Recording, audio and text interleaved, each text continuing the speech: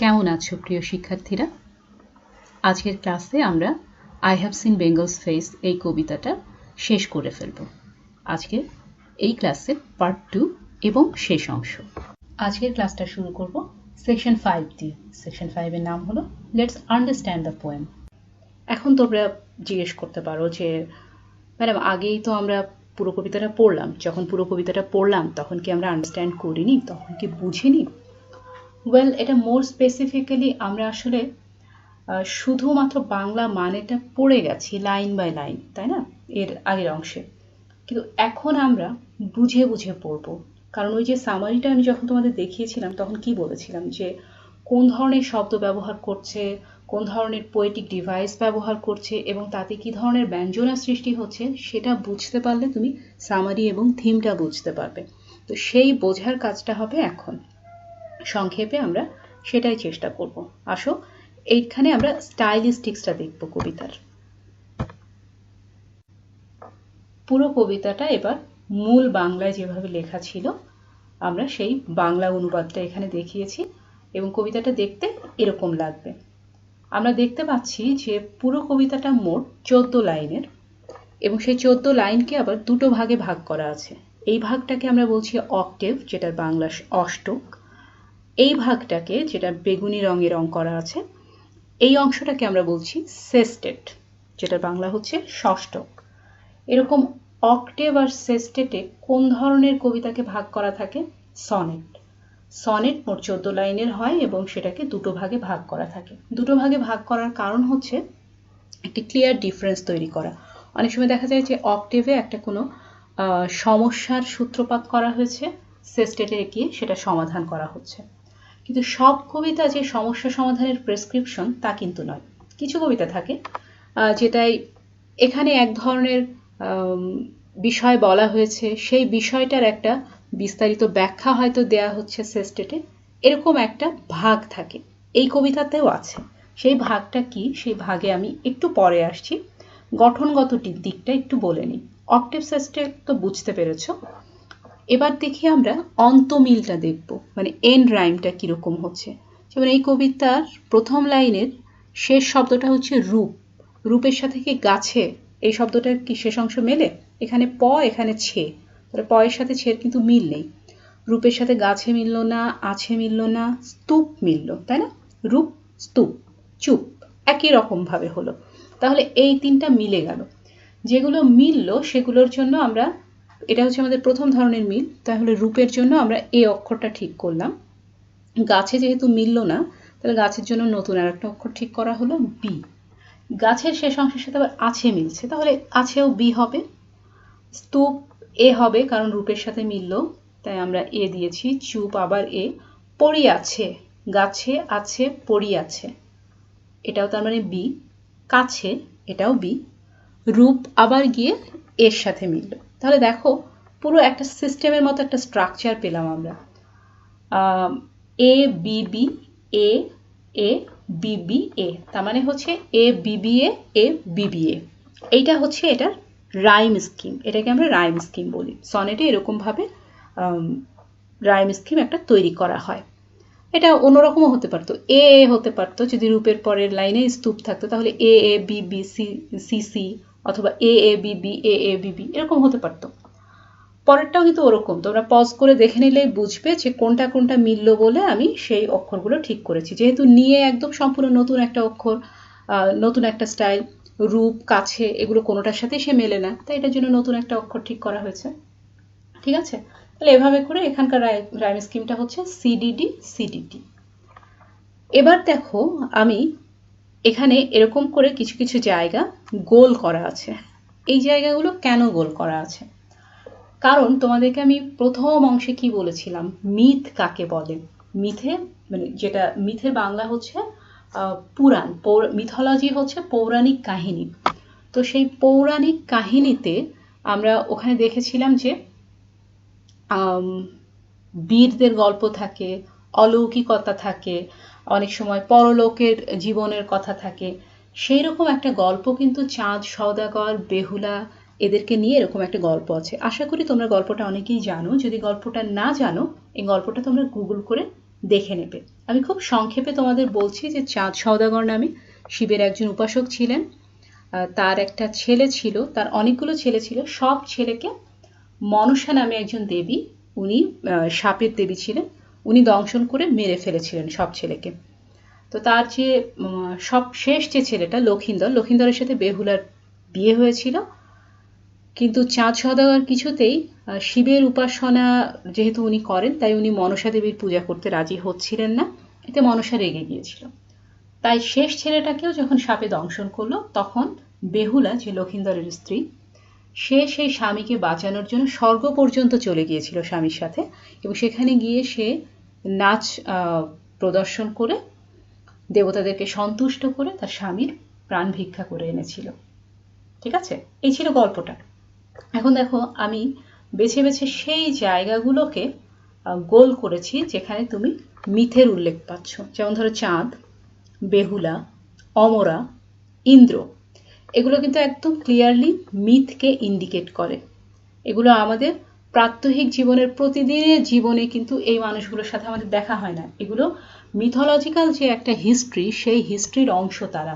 এবং এখানে দেখো তুমি অলৌকিকতা পাচ্ছ। ইন্দ্র একজন দেবতার নাম, অমরা হচ্ছে স্বর্গ, তাই এই জায়গাগুলোকে এরকম গোল করা আছে। ইংরেজিতেও আমি জিনিসটা একই রকম করেছি। বাংলা যেহেতু এক্সপ্লেন করে দিয়েছি, এখানে নতুন করে আর এক্সপ্লেন করার কিছু নাই। চলে এলাম সেকশন 6-এ। সেকশন 6-এ আমরা দেখে নেব থিম কিভাবে লিখতে হবে এই কবিতার। থিম বুঝতে হলে টাইটেলটা গুরুত্বপূর্ণ, তোমাদেরকে আগেই বলেছি। এখন টাইটেলটা পড়ি। এখানে বলা হচ্ছে I have seen Bengal's face, মানে বাংলার মুখ আমি দেখিয়াছি। বাংলার মুখ কথাটুকু থেকে আমরা কি বুঝতে পারছি? বেঙ্গল মানে হচ্ছে বঙ্গদেশ, যেটা বাংলা করা হচ্ছে বাংলার মুখ। তো এই বাংলা বলতে অবশ্যই ভাষা নয়, বাংলা বলতে দেশকে বোঝানো হয়েছে। মুখটা যে উনি দেখছেন, কে দেখছে? এখানে আই লেখা, মানে কবি নিজেই এই কবিতার স্পিকার। তাহলে দুটো তথ্য আমরা টাইটেল থেকে পেয়ে যাচ্ছি। একটা হচ্ছে এখানে বাংলার মুখ, অর্থাৎ এই দেশের মুখের কথা বলা হচ্ছে। তো দেশের মুখ মানুষ কিভাবে দেখে? প্রকৃতি দেখে নিশ্চয়ই দেশের মুখটাকে বুঝতে পারে। তাহলে প্রকৃতির একটা বর্ণনা থাকবে, এই ইঙ্গিত আমরা টাইটেল থেকে পাচ্ছি। এবং কে দেখছেন প্রকৃতিটাকে? সেটা হচ্ছে আই, মানে পোয়েট নিজেই দেখছেন। আচ্ছা, তার মানে পুরো কবিতাটাকে বর্ণনা করা হবে মূলত পোয়েটের পয়েন্ট অফ ভিউ থেকে, পোয়েটের দৃষ্টিভঙ্গি থেকে। দেখো, পুরো কবিতায় আরো কিছু জায়গা কিন্তু হলুদ রঙে হাইলাইট করা আছে। যেমন আবারও বেঙ্গলস ফেস দেখছি, ফিগ ট্রি, ডন সোয়ালোজ, আমব্রেলা লাইক লিভস, জাম, কাঁঠাল, বট, হিজল, অশ্বত্থ গাছ, এসবের কথা বলা হচ্ছে, তাই তো? তো এই যে শব্দগুলো, এগুলো কিন্তু প্রকৃতিকে তুলে ধরছে। তার মানে উনি টাইটেলে যে থিমটাকে এস্টাবলিশ করেছেন, সেগুলোকে উনি আরো বেশি করে ফুটিয়ে তুলছেন এই সব শব্দের মাধ্যমে। মানে প্রকৃতির এক একটা, বাংলার যে উনি মুখটা দেখেছেন, উনি কিভাবে দেখেছেন? এই প্রকৃতির গাছ, ছাতার মতন যে পল্লবের স্তূপ, সেই সবের দিকে যখন উনি তাকাচ্ছেন, তার ভেতর দিয়ে প্রকৃতিটাকে উনি দেখতে পাচ্ছেন। আর এই যে দুটো ভাগ, কালো রঙের ভাগ এবং বেগুনি রঙের ভাগ, দুটো ভাগেই কিন্তু প্রকৃতির বর্ণনা আছে। কিন্তু এর ভেতরে একটা ডিফারেন্স আছে। তোমাদেরকে আমি আগেই বলেছি, অক্টেভ এবং সেস্টেটের মধ্যে অবশ্যই বিষয়গত কিছু পার্থক্য থাকবে। এখানে একটা কোনো ভাব থাকবে, সেটার বিস্তার সেস্টেটের মধ্যে থাকবে। এ ধরনের একটা কোনো ডিফারেন্স অবশ্যই থাকবে। আমরা দেখে নেই সেই ডিফারেন্সটা কি। দেখো, ওপরের দিকে যে শব্দগুলো প্রকৃতির বর্ণনার জন্য ব্যবহার হয়েছে, নীল, হিজল, বট, তমালের ছায়া, এই সব কিছু, মানে এই সব কিছুরই ছায়া, হিজল, বট, তমালের এগুলোর যে নীল ছায়া, এই সব কিছু কিন্তু একজন কেউ অবজার্ভ করছে। কে অবজার্ভ করছে? ওই যে প্রথমে বলা আছে কবি অবজার্ভ করছেন। এরপরে যখন আমরা এই লাইনটায় আসলাম, চাঁদ, চাঁদ কি দেখলো? চাঁদ হচ্ছে, চাঁদও কিছু একটা দেখেছিল। এখানে তার মানে মানুষ দেখছে, হয় কবি দেখছেন, না হয় বহু বছর আগে চাঁদ দেখেছে।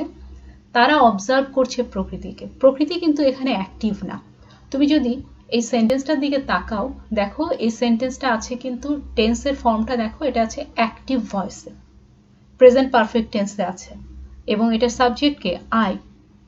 প্রত্যেকটা সাবজেক্ট তুমি এখানে দেখবে, সাবজেক্টগুলো হচ্ছে মানুষ। এখানে চাঁদ কেম, চাঁদ সাইটেড, এই যে হি টু সাইটেড, হি হচ্ছে চাঁদ, তার মানে মানুষ দেখছে, মানুষ অ্যাক্টিভ রোলে আছে এবং প্রকৃতি প্যাসিভ রোলে আছে এই অক্টেভে। এটাই হচ্ছে ব্যাপার। এবার তুমি সেস্টেটের দিকে তাকাও, ওয়েনিং মুন স্যাঙ্ক, এখানে কিন্তু প্রকৃতির একটা জিনিস, সেটা অ্যাক্টিভ ফর্মের সাবজেক্ট হয়ে গেল এবং সে কি করছে, সে স্যাঙ্ক হলো। আচ্ছা, আবার তুমি লাস্ট লাইনে দেখো, বেঙ্গলস রিভার্স ফিল্ডস ফ্লাওয়ার্স ওয়েলড, বাংলায় কি ছিল কথাটা, বাংলার নদী মাঠ ফুল কেঁদেছিল। কিভাবে তারা কেঁদেছিল, ঘুঙুরের মতো তার কেঁদেছিল পায়ে, মানে বেহুলার পায়ে তারা ঘুঙুরের মতো কেঁদেছিল। তো এই কান্নাটার ফলে কি হয়েছিল, বেহুলার যে বেদনাটা, বেহুলার সেই বেদনাটার অংশ হয়েছিল তারা, বেহুলার বেদনার সঙ্গী হয়েছিল প্রকৃতি। তাহলে সেস্টেটে আমরা দেখতে পাচ্ছি যে মানুষ এবং বাংলার প্রকৃতি দুটোই অ্যাক্টিভ হয়ে উঠেছে এবং দুটোই সেন্টেন্সের কিন্তু সাবজেক্টের মর্যাদা পেয়েছে এক এক জায়গায়। যেমন বেহুলা টু স কাউন্টলেস অশ্বথস বটস, এখানে কে দেখছে, বেহুলা, তাহলে বেহুলা অ্যাক্টিভ রোল প্লে করছে, অ্যাক্টিভ সেন্টেন্স, মানে অ্যাক্টিভ ভয়েসে করা আছে সেন্টেন্সটা। আবার নিচের এই সেন্টেন্সে বেঙ্গলস রিভার্স ফিল্ডস ফ্লাওয়ার্স, এই যে নেচারের যে জিনিসগুলো, বাংলার প্রকৃতির যে ব্যাপারগুলো, সেটা সাবজেক্টের মর্যাদা পাচ্ছে, সেটা একটা অ্যাক্টিভ ভয়েসের সাবজেক্ট হিসেবে ব্যবহার হচ্ছে। তাহলে বেহুলাও ঠিক যতখানি অ্যাক্টিভ, বেঙ্গলস রিভার্স ফিল্ডস ফ্লাওয়ার্সও ততখানি অ্যাক্টিভ, তারা পরস্পরের সঙ্গী হচ্ছে, একে অন্যজনকে এক ধরনের সাপোর্ট দিচ্ছে। কারণ বেঙ্গলস রিভার্স ফিল্ডস ফ্লাওয়ার্স যখন বেহুলার পায়ে ঘুঙুরের মতো করে কাঁদলো, তখন তারা কিন্তু অ্যাক্টিভ রোল প্লে করলো। তাহলে আশা করছি তোমরা প্রগ্রেসটা বুঝতে পারলে, কিভাবে নেচার প্যাসিভ একটা রোল থেকে অ্যাক্টিভ হয়ে উঠলো সেস্টেটে এসে। এটা একটা বিষয় আমরা বুঝে নিলাম। এবার কালের বিষয়টা বুঝি। প্রথমে দেখো, because I have seen Bengal's face, এই কথাটাতে আইটা হচ্ছেন কবি, তিনি স্পিকার এই কবিতার, তো তিনি কিন্তু বর্তমানে আছেন। কারণ তুমি যদি টেন্সটার গঠনগত ব্যাপার দেখো, তাহলে দেখছো আই হ্যাভ সিন লেখা আছে, বাংলাতে লেখা আছে দেখিয়াছি, দুটোতেই কিন্তু প্রেজেন্ট পারফেক্ট টেন্সই আছে। এখন এখানে তার মানে বর্তমানে, কবি বর্তমানের অংশ, কিন্তু এই লাইনটাই যদি দেখি তাহলে যে চাঁদ সওদাগর কেম, এখানে আবার পাস্ট ইনডিফিনিট টেন্স, তার মানে এটা অতীতের। তো কবি যখন বসে বাংলার মুখ দেখছেন, তখন কিন্তু চাঁদ সওদাগর আর বেঁচে নেই, কারণ চাঁদ সওদাগর বহু বছর আগেকার একটা চরিত্র। আবার চাঁদ সওদাগর যখন দেখেছিলেন হিজল বটতমালের শেড, বাংলার এই প্রকৃতিটাকে, চাঁদ সওদাগর যেদিন দেখেছিলেন, সেই সময় কিন্তু কবির জন্মই হয়নি। দুজন তারা দু সময়ের মানুষ, কিন্তু এই দুই সময়েই অন্য আর একটা ব্যাপার কিন্তু ছিলই। সেটা কি, বাংলার এই মুখ, বাংলার এই প্রকৃতিটা কিন্তু কবির সময়েও ছিল, চাঁদ সওদাগরের সময়েও ছিল। তার মানে বাংলার এই মুখটা আবহমান কালের একটা রূপ, আবহমান কালের একটা রূপ, মুখ এবং প্রকৃতি, এই জিনিসটাই আর একটা ব্যাপার। তাই থিম বুঝতে গেলে আমাকে এই সময়টাকেও বুঝতে হবে, যে আবহমান বাংলার প্রকৃতিটাকে কবি ফুটিয়ে তুলেছেন। আচ্ছা, তার মানে উনি এই নেচারকে, বাংলার ফেসকে উনি কি দিয়ে গাঁথলেন, দুটো সময়কে দেখিয়ে, প্রেজেন্ট, পাস্ট এবং মিথোলজিক্যাল রেফারেন্স দিয়ে উনি এক করলেন। এবারে আমাদের দেখতে হবে সেটিং এর গুরুত্ব কি। এখানে থিম এস্টাবলিশ করতে গেলে সেটিং এর একটা খুব গুরুত্বপূর্ণ রোল থাকে। যেমন দেখো, এই কবিতাটার দিকে যদি তাকাও, তাহলে আমরা দেখতে পাচ্ছি এখানে ওয়েকিং আপ ইন ডার্কনেস, এই কথাটা বলা হচ্ছে। হ্যাঁ, তার মানে কি, অন্ধকার, একটা অন্ধকারের সময়, ভোরের দোয়েল পাখির কথা বলা হচ্ছে। ভোরবেলায় কি প্রচন্ড তীব্র আলো থাকে, প্রচন্ড তীব্র আলো কিন্তু যখন সকাল হতে শুরু করে তখন আমরা পাই, মধ্য দুপুরে গিয়ে পাই, কিন্তু ভোরবেলার আলোটা কিন্তু অনেক মৃদু, তখনও একটু আধার আধার ব্যাপার থাকে। তো এরকম আধার আধার যখন ব্যাপার থাকে তখন সাধারণত একটু অন্ধকারের মধ্যে, একটু আলো আধারের মধ্যে আমাদের মনে কিন্তু এক ধরনের হয় শান্তি খেলা করে, না হয় বিষণ্ণতা খেলা করে, না হয় একটা মেডিটেশনের ভাব আসে, কারো কারো ক্ষেত্রে খুব পবিত্র একটা মনোভাব তৈরি হয়। তাই এই যে ডার্কনেস শব্দটা যখনই তোমার চোখে পড়বে, বাংলায় উনি লিখেছেন যে অন্ধকার, আর এখানে ইংরেজিতে বলা হচ্ছে ডার্কনেস, যখন এই শব্দটা তোমার চোখে পড়বে তখন তোমার মন কিন্তু অটোমেটিক্যালি একটা বিষণ্ণতার জন্য রেডি হয়ে যাবে, মেডিটেশনের জন্য রেডি হয়ে যাবে। তাই কোন সেটিংটা উনি ব্যবহার করছেন, সেটিং মানে আমরা বোঝাচ্ছি টাইম এবং প্লেস, কোন ধরনের টাইমে এবং কোন ধরনের প্লেসের বর্ণনা উনি দিচ্ছেন কবিতায়, সেটা দিয়ে কিন্তু পাঠকের মনে এক ধরনের মুড তৈরি হয়। যেমন পল্লবের স্তূপ পড়ে আছে, শ্যামার নরম গানের কথা উনি বলছেন, এই যে সফট সং এর কথা আছে। এই সমস্ত বর্ণনা, সমস্ত ইমেজগুলো কিন্তু কোনোটা, এটা হচ্ছে অডিটরি ইমেজ, আমার কানে এক ধরনের অনুভূতি তৈরি করছে গানের কথা যখন আমি শুনছি। যখন এই চাঁদটা ডুবে যাচ্ছে এই কথা যখন বলছে, যখন জাম কাঁঠাল বট হিজলের নীল ছায়ার কথা যখন বলছে, তখন নীলও কিন্তু একটা বিষণ্ণতার রং। এই সব কিছু মিলিয়ে আমি এক ধরনের বিষণ্ণ, কেমন যেন ধ্যানমগ্ন একটা মনোভাব তৈরি হচ্ছে। হ্যাঁ, তাই থিমটা স্টাবলিশ করার জন্য উনি কি কি ইমেজ দিয়েছেন, সেই ইমেজগুলো গুরুত্বপূর্ণ। ভিজুয়াল ইমেজ আছে এখানে, যেখানে যেখানে উনি প্রকৃতির বর্ণনা দিচ্ছেন, সৌন্দর্যের বর্ণনা দিচ্ছেন, পল্লবের স্তূপ, ফণিমনসার ঝোপ, এগুলো সব ভিজুয়াল ইমেজ।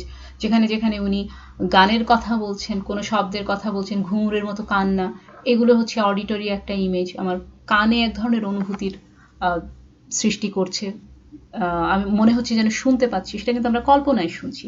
তো এই সব শব্দগুলো দিয়ে উনি কিন্তু সৌন্দর্যের যে, বাংলার প্রকৃতির যে বিষণ্ণ সৌন্দর্য একটা রূপ, সেই সৌন্দর্যের রূপটা উনি আমাদের সামনে প্রকাশ করছেন। শুধুমাত্র উনি কিন্তু এক কথায় বলে দিতে পারতেন যে আমি বাংলার মুখ দেখেছি, বাংলা খুব সুন্দর, তাহলে কি এটা কবিতা হতো? জিনিসটা কিভাবে কবিতা হয়ে উঠলো? এইসব ছোট ছোট ইমেজের কারণে। যেমন এখানে দেখো, উনি যদি ডার্কনেস না বলে উনি যদি খুব আলোকোজ্জ্বল একটা সময়ের কথা বলতেন, উনি যদি বলতেন যে বিয়ে বাড়ির লাইটিং চারপাশে, উনি যদি শ্যামার নরম গান না বলে উনি যদি বলতেন যে বিয়ে বাড়ির সানাইয়ের শব্দ, তাহলে কি হতো? মনে কিন্তু একটা ফুর্তি ফুর্তি ভাব আসতো। ওই শব্দগুলো তোমার চোখে পড়তো, চোখে পড়ার সাথে সাথে তোমার মনে কিন্তু এই যে এত যত্ন করে উনি বিষণ্ণতা জাগিয়েছেন এইসব শব্দ দিয়ে, সেই বিষণ্ণতাটা তোমার ভিতরে জাগতো না, তখন উল্টো একটা আনন্দের ফুর্তির ভাব আসতো। তো এই সমস্ত শব্দ ব্যবহার করার কারণ হচ্ছে ছোট ছোট বিল্ডিং ব্লকের মতো, এক একটা ইট গেঁথে যেমন একটা বিল্ডিং তৈরি করা হয়, এই এক একটা শব্দ দিয়ে উনি তোমার মনটা একটা প্রকৃতির বিষণ্ণ সৌন্দর্যের জন্য উনি তোমাকে রেডি করেছেন। তাই যখন থিম লিখতে যাবে, থিম মন দিয়ে যখন তুমি অনুভব করতে যাবে, তখন এইসব ইমেজগুলো খেয়াল করবে যে কি কি শব্দ ব্যবহার করে উনি ইমেজটা এস্টাবলিশ করেছেন। বেঙ্গলস ফেস কথাটা উনি টাইটেলে বলেছেন, তার মানে উনি বাংলার প্রকৃতির কথা বলছেন, কিন্তু সেই বাংলার প্রকৃতির ঠিক কি কি বর্ণনা কোন কোন শব্দ দিয়ে উনি দিয়েছেন, এই যে সব হলুদ রং করা আছে কিন্তু, এগুলো একটু খেয়াল করতে হবে। তাই তুমি যদি থিম লিখতে চাও, সেখানে তুমি লিখতে পারো যে কবি এখানে বাংলার প্রকৃতির আবহমানকালের সৌন্দর্যের কথা বলেছেন, এবং সেই সৌন্দর্যের বর্ণনা দিতে গিয়ে উনি এই এই স্পেসিফিক ওয়ার্ডগুলো ব্যবহার করেছেন বা এই স্পেসিফিক ডেসক্রিপশনগুলো ব্যবহার করেছেন। তখন তুমি এই fig tree, umbrella like leaves, এগুলোর কথা বলে দিলে, ফণিমনসার ঝোপের কথা বলে দিলে, এবং তারপরে তুমি শেষে একটা কথা বলতে পারো যে এর সাথে উনি মিথোলজিক্যাল রেফারেন্সের মাধ্যমে বাংলার যে প্রেজেন্টের যে রূপটা, বর্তমানের যে রূপটা, এবং সেই পাস্টের যে সৌন্দর্যটা, দুটোকেই উনি লিঙ্ক করেছেন বা কানেক্ট করেছেন। এই কথাটা যদি তুমি লাস্ট লাইনে বলে দাও, মিথ শব্দটা যদি তুমি উল্লেখ করো, মিথের ব্যবহারটা যদি তুমি বলে দাও, তাহলে যিনি খাতা দেখছেন তিনি বুঝতে পারবেন যে তুমি মিথ ব্যাপারটা বোঝো, এবং কবিতাটা নিয়ে তোমার একটা নিজস্ব ভাবনা আছে, তুমি ভেবেছো, বুঝেছো, এবং তোমার সেই জানা বোঝা থেকেই তুমি এই উত্তরটা লিখছো। এবারে আমরা থিমের ওই চার্টটা আর একবার দেখে নিচ্ছি। এই চার্টে যতগুলো শব্দ আছে সবগুলোই যে আমাদের আজকের কবিতার থিম তা কখনোই না, কারণ আমি আগে বলেছিলাম এগুলো হচ্ছে কমন থিম। সাধারণত কবিতা এই থিমগুলোর মধ্যে কয়েকটা থিম নিয়ে একটা কবিতা লেখা হয়, কখনো কখনো শুধু একটা নিয়ে লেখা হয়, কখনো কখনো একটা কবিতার মধ্যে কয়েকটা থিম থাকতে পারে। দেখে নিচ্ছি আজকের কবিতায় কি কি থিম ছিল। আমার যেটা মনে হয়েছে এই সবগুলোর মধ্যে নেচার অবশ্যই ছিল, এরপরে বিউটি ছিল আজকের কবিতার থিমের ভেতরে, প্যাট্রিয়টিক ফিলিং ছিল। এই জিনিসগুলো, এই কয়টা থিম আমাদের আজকের কবিতার মধ্যে ছিল। তো যখন আমরা থিম লিখবো এই শব্দ কয়টা, এই তিনটা শব্দ আমরা মাথায় রাখতে পারি। আজকের এই কবিতা থেকে থিম লিখতে গেলে কিছু কিওয়ার্ড ব্যবহার করা যেতে পারে, যেমন লাভ ফর মাদারল্যান্ড, এটা ডেফিনেটলি আমাদের কবিতার থিম। বিউটি অফ বেঙ্গল, অবশ্যই এটাও একটা থিম। তাহলে তুমি এই শব্দগুলো লিখতে পারো যে আমাদের the theme of this poem is, এভাবে করে সেই ইজ এর পরে যদি তুমি এটা তোমার থিম লেখার বিগিনিং হয়, প্রথম লাইন হয়, চাইলে প্রথম লাইনটা এই শব্দ, এই ধরনের সেন্টেন্স দিয়ে শুরু করতে পারো যে the theme of this poem is বলে এই ইজ এর পরে তুমি এই শব্দটা লিখতে পারো। Love for motherland, love for poets motherland, poets love for his motherland, এগুলো লিখতে পারো। বিউটি অফ বেঙ্গল লিখতে পারো। তারপরে তোমাকে একটু লিখে দিতে হবে যে উনি নেচারকে কিভাবে ডিসক্রাইব করলেন, ওই যে শব্দগুলো উনি ব্যবহার করেছিলেন নেচারকে ডিসক্রাইব করার জন্য সেটা লিখলে। মিথের ব্যবহারটা উনি করেছেন সেটা যদি তুমি কয়েক শব্দের মধ্যে একটা লাইনে লিখে দাও তাহলে খুব ভালো হয়। আর বিগিনিং হিসেবে তোমাকে যে এই সেন্টেন্সটা দিয়ে শুরু করতে হবে তা না, আমি সবচেয়ে সহজ একটা বেসিক লেভেলের খুব সিম্পল একটা সেন্টেন্স দিয়েছি। তুমি চাইলে here the poet describes, this poem describes, এভাবেও লিখতে পারো। তবে কি লাইন দিয়ে তুমি থিম লেখা শুরু করবে, তোমার ফার্স্ট লাইনটা কি হবে সেটা অবশ্যই তুমি ঠিক করে যাবে বাড়ি থেকে, যাতে তোমার পরীক্ষার সময় বেশি সময় এটাতে ব্যয় করতে না হয় যে আমি কিভাবে শুরু করব। ঠিক আছে? তাহলে এই ছিল আমাদের থিম নিয়ে আলোচনা। Section 7, summary of the poem. তাহলে এই কবিতার সামারি আমরা কিভাবে লিখবো সেটা একটু দেখে নিই অল্প করে। কিওয়ার্ডগুলো মাথায় রাখতে হবে। কিওয়ার্ড ছিল বেঙ্গলস ফেস, তারপরে বট, হিজল, জাম, এসব অনেক কিছু কিন্তু আছে, এবং আমি মূল যে শব্দগুলো সেগুলো আগেই কিন্তু আন্ডারলাইন করে হাইলাইট করে রেখেছি, তোমরা আগে স্লাইডে ফিরে যেতে পারো সেটা দেখার জন্য। ভোকাবুলারি এবং স্ট্রাকচার এটা আগে শিখে রাখতে হবে। কিভাবে তুমি সামারিটা শুরু করতে চাও সেরকম কয়েকটা স্যাম্পল লাইন যদি তোমার মাথায় থাকে তাহলে গিয়ে পরীক্ষা খাতায় লিখতে সুবিধা হবে। থিমটা মাথায় রাখো। থিম খুব অল্প কয়েকটা কথায় শেষ করে দিতে হচ্ছে। সামারির ব্যাপারটা কি থাকে, সামারিতে একটু শুরু থেকে শেষ পর্যন্ত বলতে হয় যে কি হয়েছে। আমি দেবদাসের উদাহরণ দিয়ে তোমাদের যেটা বুঝিয়েছি যে থিম যেভাবে তুমি খুব অল্প কথায় শেষ করতে পারছো, সামারি তার চেয়ে একটু বড় হচ্ছে। কিন্তু মনে রাখবে সামারি কিন্তু খুব বেশি বড় হওয়া যাবে না। তুমি 5 লাইনের মধ্যে সীমাবদ্ধ রাখার চেষ্টা করো, বা খুব বেশি হলে 6 লাইন। খুব বেশি বড় হলে নম্বর কাটা যাবে। তোমার কাছে সামারি জানতে চাওয়া হয়েছে, তোমাকে প্যারাগ্রাফ লিখতে বলা হয়নি বা কম্পোজিশন লিখতে বলা হয়নি। যথাসম্ভব ছোট রাখবে 5 লাইনের মধ্যে। যে কথাগুলো আগেই বলেছি সেই কথাগুলোই বলা আছে, সাথে আর একটা কথা যে ইউজ সিম্পল ল্যাঙ্গুয়েজ। তুমি এখানে কবিতা লিখছো না, তুমি কবিতার ব্যাখ্যাটা দিচ্ছ, কবিতাটাকে সংক্ষেপে বলছো, অতএব তোমার ল্যাঙ্গুয়েজটা যেন সিম্পল হয়। ক্লাসের একদম শেষ প্রান্তে পৌঁছে গেছি আমরা। এখন আমরা আসলাম সেকশন 8 অর্থাৎ হোমওয়ার্ক সেকশনে। হোমওয়ার্ক সেকশনে দেখা যাচ্ছে তোমাদেরকে 3টা কাজ দিচ্ছি। একটা হচ্ছে I have seen Bengal's face, আজকে যে কবিতাটা পড়লাম সেটা সামারি লিখবে, থিম লিখবে, এবং ডি.এইচ. লরেন্সের লেখা ড্রিমস কবিতাটার একটা সামারি লিখে ফেলবে। হয়তো ভাবতে পারো যে ক্লাস তো এটার উপরে নেওয়া হলো, তাহলে এটার কেন সামারি দেওয়া হচ্ছে। আমি দেখতে চাই যে সামারি এবং থিমের যে টেকনিকটা শেখালাম সেই টপিক লিস্ট ধরে তুমি পুরনো কবিতা থেকে লিখতে পারো কিনা নিজের মতো করে থিম এবং সামারি। ঠিক আছে? সেই জন্য এই কাজটা দেয়া। আজকের ক্লাস এ পর্যন্তই ছিল। তোমাদের সাথে করোনাকালীন দুর্যোগ কেটে গেলে মুখোমুখি দেখা হওয়ার অপেক্ষায় থাকলাম। ততদিন পর্যন্ত তোমরা ভালো থাকো, সুস্থ থাকো, বেশি বেশি করে প্র্যাকটিস করতে থাকো। খোদা হাফেজ।